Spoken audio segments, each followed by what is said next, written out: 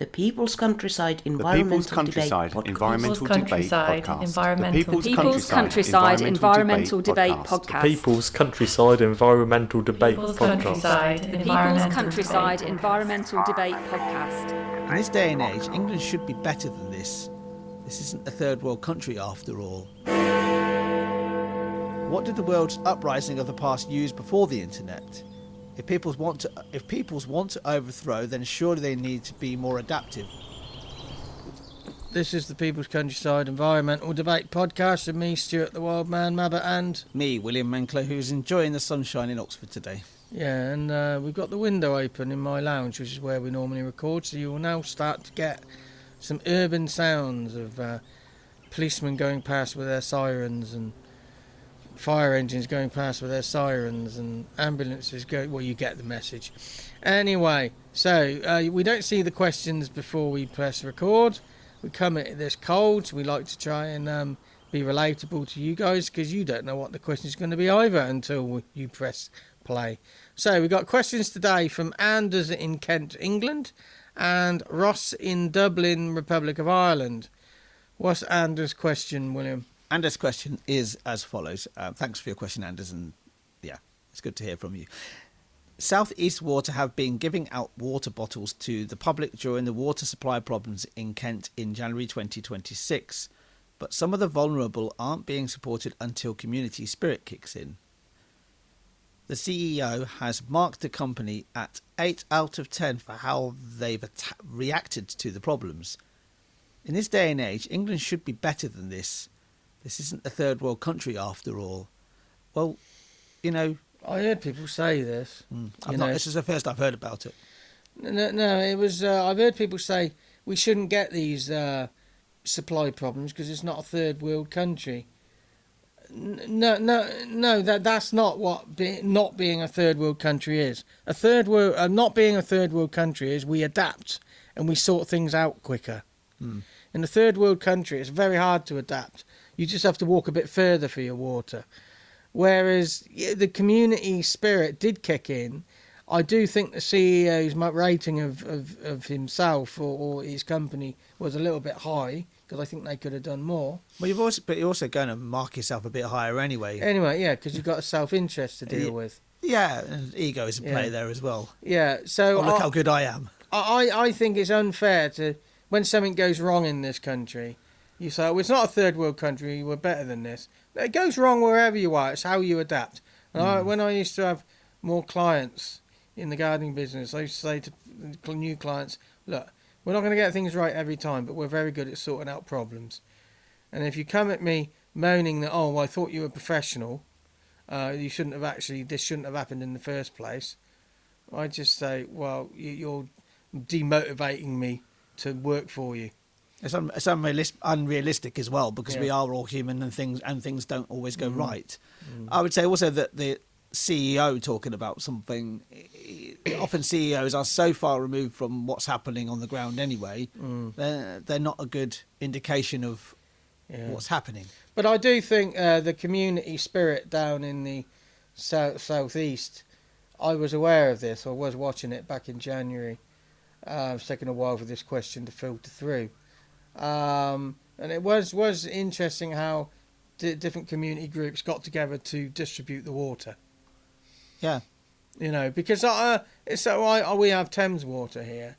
And sometimes I get two 6-packs of bottled water land on my doorstep before I even know there's a problem. Yeah. I have no idea if that's the water company, because all I see is the backside of somebody disappearing through the gate. Yeah. I don't know who it comes from. But yeah, I mean, I don't like this isn't a third world country. I don't like that statement. But I do think the Southeast need to be congratulated how they came together. Yeah, it's neighbours watching out for neighbours. It's what any good community should do. It reminds me of when the COVID lockdowns really came into place in 6 years ago now. Pretty much 6 years ago to the date when we're recording this. Our local group of people in the flats that I live in, just helps each other out. It is community. Environmental action. Well, yeah, the community need to come together. We need to have global localism. Think globally, act locally. And have representatives or have people from all different walks of life in that group as well. Yeah. And allow those voices to be heard as well, because everybody's got something to contribute. So Ross from Dublin, Republic of Ireland. What's his question? Well, Dublin's the biggest place in the world, Is it? Well, it keeps doubling and doubling and doubling and doubling. Yeah, that joke fell flat the first time I told it. Yeah. Suppose you ran it again. The Iranian uprising in early 2026 has seen the ruling regime cut off internet access to combat and suppress. Doesn't this show that protests are too reliant on the internet? What did the world's uprising of the past use before the internet? If peoples want to overthrow, then surely they need to be more adaptive. Well, this clearly was sent. We're recording this in March, and you're hearing this for the first time in May. This was obviously sent in early 2026 before Trump invaded Iran. And but this isn't necessarily about the uprising. This is about how people communicate. And yeah, I mean, to answer your question, what did people do before? Well, it was written down, and then that was destroyed. It was word of mouth. You had couriers. It was all done with on push bikes and things, and it was birds, carrier pigeons, and all this stuff was destroyed that didn't leave a legacy. So when you get these environmental campaigners, they use things like Telegram because it's hard to trace. That's been infiltrated by the state. Don't you worry about that, or in the police, and people know what's going on. I think to rebel, you need to have clandestine communication channels, which you didn't get. Well, but this is just also from an external point of view, and actually talking to the rest of the world and talking internally. But I would say those systems are probably are still in place. They're still in place. They're still not. It's not. There isn't. I would say there isn't an over reliance necessarily on the internet. It's just the perception that there is. Yeah, that's my only thing I need to say. The only thing I have to say about this one. But I do like this last thing about what did the world uprising of the past use before the internet. If people want to overthrow, then surely they need to be more adaptive. That's the key of this. Adaptive. Adaptive and non-traceable and destroyable. And sleep with one leg out of your hanging out your bed with an escape route. Yeah. So if you hear somebody bouncing up your stairs, you're half out of bed already, and you've got your escape route. Well, that works.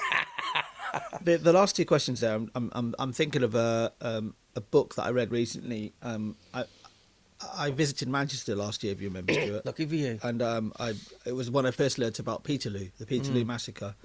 I wanted to know more about it. I read a really interesting book about it. Can't remember what it was. It's actually literally called Peterloo. Yeah. And it tells of. Well, now there was a group of people that wanted to reform Parliament because Parliament was very, very it was very biased towards London, for example. So, what did the world's uprisings of the past use before the internet?